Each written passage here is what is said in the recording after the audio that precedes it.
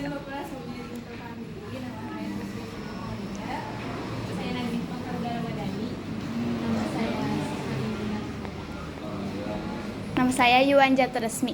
Kami dari kelas 12A, kelompok ya, izin mewawancari Bapak mengenai pelanggaran hak dan kewajiban.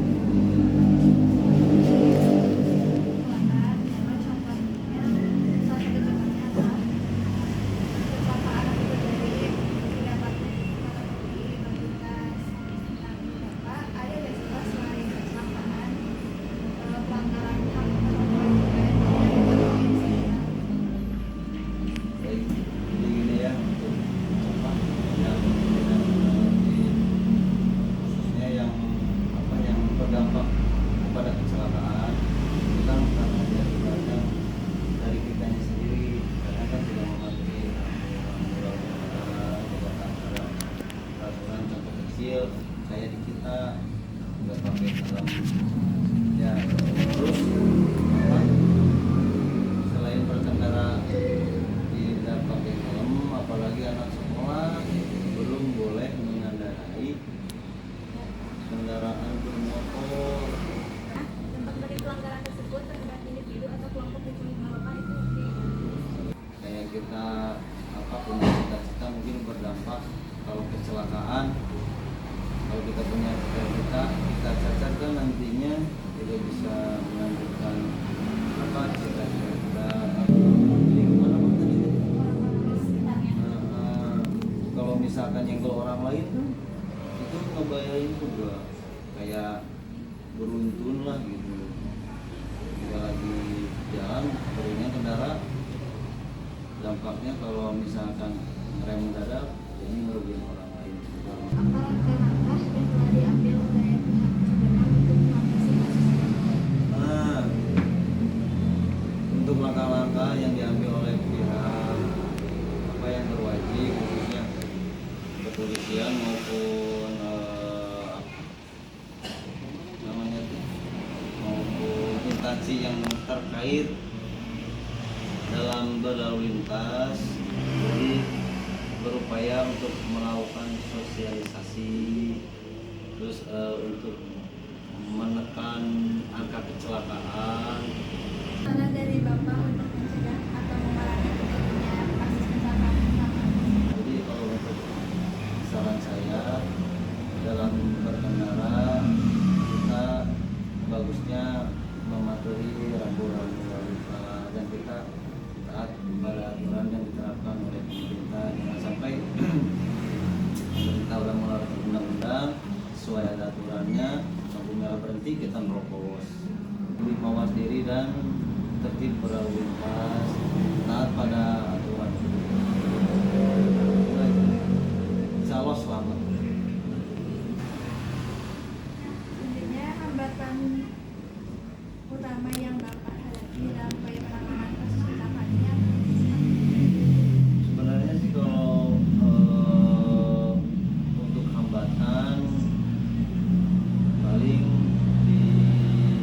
kembali lagi ke pengendaranya. Untuk hambatan kadang orangnya tidak bawa identitas, paling hambatannya untuk menghubungi pihak keluarga, soalnya kan apalagi kalau misalkan hujan nih atau enggak perlu tindakan dari pihak medis, terus siapa yang mau bertanggung jawab?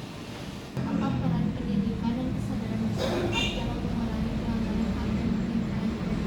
Nah, kalau untuk secara umum di berkendara, sepengetahuan saya belum ada ininya, pendidikannya. Ada juga belajar kembali ke kitanya kesadaran kita berkendara, kita patuh pada hukum, tertib pada aturan lalu lintas, insya Allah. Harapan Bapak untuk perubahan atau perbaikan dari masalah kasus kecelakaan? Kalau untuk harapan saya sih berharap tidak ada pelanggaran ataupun kecelakaan, tidak kayak karena kembali lagi berdampaknya ke kita dan ke lingkungan. Selain dari kita yang alami, mungkin juga berdampak ke orang lain. Untuk perubahannya kembali lagi kepada pengendara lebih waspada, lebih menaati rambu-rambu lalu lintas, gunakan helm. Kalau mau bikin SIM ya angkot, kalau yang pakai motor ya punya SIM. Saya tepat kita pengendara. Terus kedua, kita mengamankan korban. Kalau korbannya tidak parah atau tidak ada terdapat luka-luka, masih bisa secara manual gitu ya, dengan perlengkapan alat medis seadanya.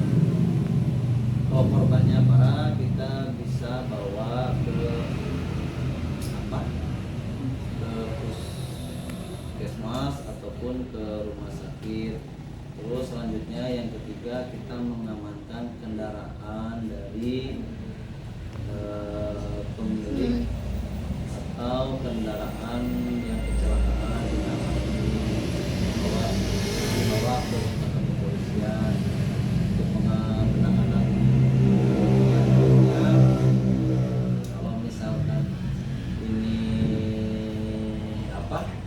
untuk tingkat polsek, kalau ini lukanya parah bisa dilaporkan ke satuan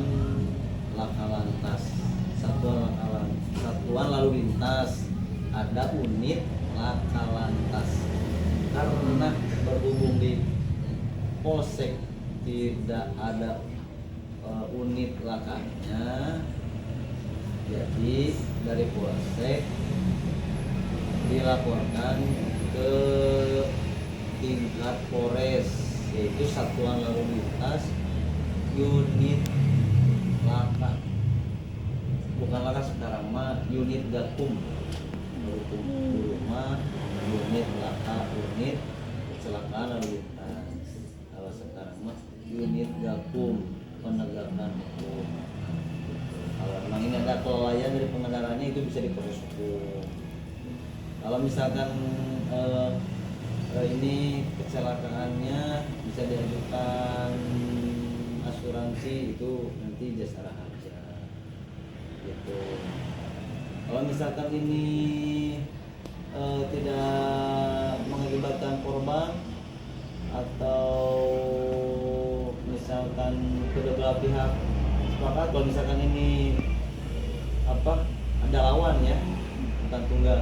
Misalkan ada yang kecelakaan sendiri tunggal, ada yang ada lawan. Kalau misalkan ini ada lawannya, bukan lawan berantem, lawan kecelakaan, nah itu bisa diselesaikan secara musyawarah. Itu untuk sekilas info atau singkatnya penanganan kecelakaan.